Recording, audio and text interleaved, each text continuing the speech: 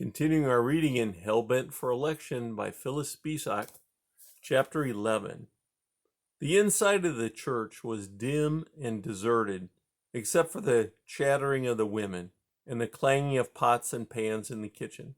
Alexis paused to look around the auditorium, from its carpeted aisles and tufted pews to the top of the single stained glass window and the scattered paintings around it.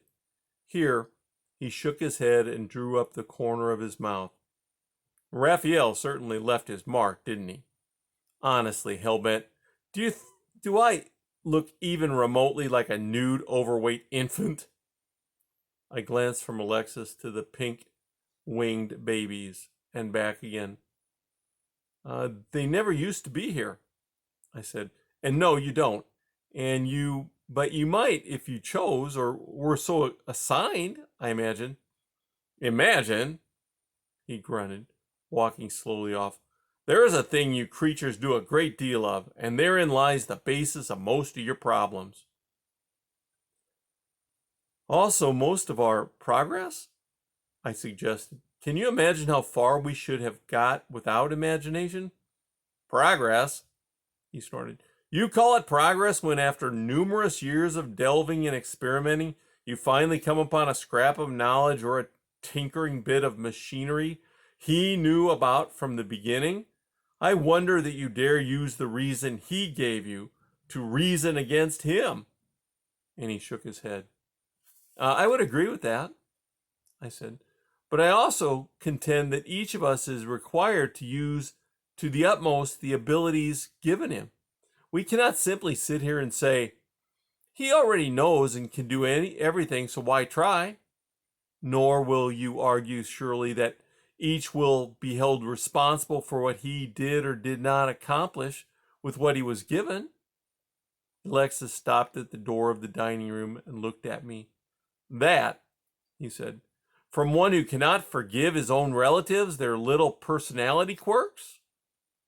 I never said I couldn't forgive them, Alexis. I have only made quite plain that I can't tolerate living with them. However, if it would excuse me from their eternal presence, I would even lie and say I have not forgiven them. But please, let us get on with your food sampling so that we may be out of this place. The dining room was set up for the luncheon. 3 long tables were set end to end and covered with white paper. The dishes were set in proper style with paper napkins on each plate. Well, said Alexis, glancing about, this is less decorous than I would have imagined. I looked at him curiously, but he made no signs of elaborating. We stood then at the kitchen doorway and watched the women bustling about, talking as they stirred this and seasoned that. I hope that Mortician remembers to bring some of the flowers back, said Aunt Priggish, giving the spoon ladle a crack against the side of the pot. Can't count on anyone to get anything done proper these days. Fussy, are you sure you remembered to tell him? Aunt Fussy sent her an impatient glance and hunched her shoulders. Of course, Prig. After all, it was my idea to use the funeral flowers for centerpieces to begin with, wasn't it? Put in enough time and effort on that when he was alive. We have. Oh, poor Grim and I trotted the little heathen off to church and preached the right way to him and Della. I gasped aloud, and Alexis burst out laughing. Me? I choked. Are they talking about me? This is the luncheon planned to take place after my funeral? I am, at this moment, being inhumed? Alexis could not seem to stop laughing. Oh, death, where is thy sting? He chortled. Oh, grave, where is thy victory? Sting indeed, I snapped. Don't forget, I still have to spend eternity with these sorcerers. Look at them. Look at them, serving that potion after my funeral. Maybe, said Cousin Prissy, we should have used linen napkins. Nonsense, said Aunt Fussy. That would just be too much work for nothing. said Aunt Priggish. I should have been the one to wash them. I think, Fussy, if you would change bleaches and cause thread breaks in all the fine linens, I should think not. Besides, who in Hellbent history ever knew her side of the family to do such a thing? They won't even notice. You're probably right about that, Aunt Priggish agreed. Has anyone heard where she is? Last I heard, Chaser had thrown her over, and she was scrubbing floors in some tavern until such time as she could draw a pension. Poor Taunt. Oh, never should have married Tramp. That Tramp. Oh, tried to tell him.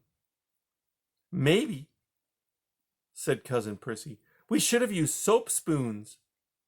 Soap spoons? Nonsense, soup spoons, said Aunt Fussy. They would only shovel more down if we had them. I should like a little dab to take home for Grim. He has one of those miserable summer colds, you know. I told him not even to attempt going to the funeral. There are cousins enough to carry the casket, and not much of anyone will be there anyway, except snoopers, considering the way he died.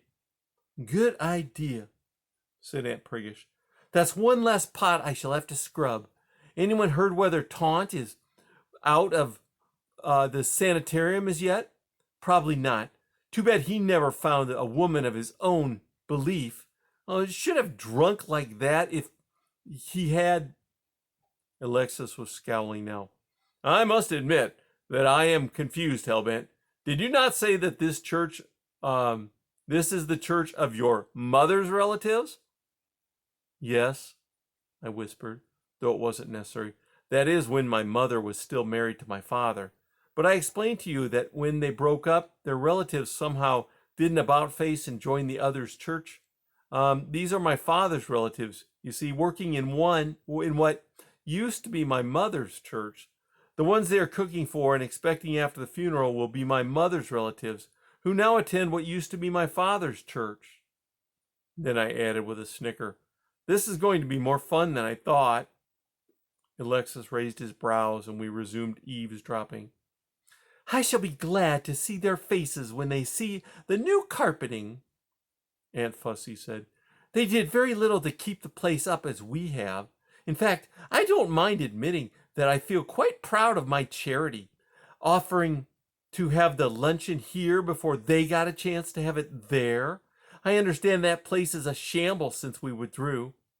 Especially, said Aunt Priggish, since you knew you could count on me for 75% of the work and seeing things were done proper. Are you sure you remembered to tell the mortician? Aunt Fussy wriggled all over.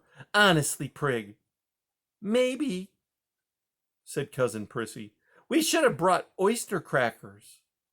Nonsense, said Aunt Fussy. Let them grind the things up in their fists if they must have them in their little bowls. And if you don't stop finicking over every little detail, I shall send you back to work. No use your taking the afternoon off if it's just to make a wreck of you, poor girl. She said then to Aunt Priggish, been a bundle of nerves ever since she broke up with shrewd strategy. I keep telling her that if the man cannot see things our way, the right way, then she's better off. But Cousin Prissy put her hands to her face and ran sobbing from the room. Aunt Fussy would have rattled on about the affair, but the front door of the building opened and the mortician's assistant arrived with the flowers. The others came along behind, so that there was no time for personal elaboration. While they're all out greeting one another, Alexis said, tiptoeing toward the stove, I shall taste the chili. Alexis, I warned, be careful. But it was too late. He had ladled a portion directly into his mouth. In the next instant, the spoon clattered to the floor.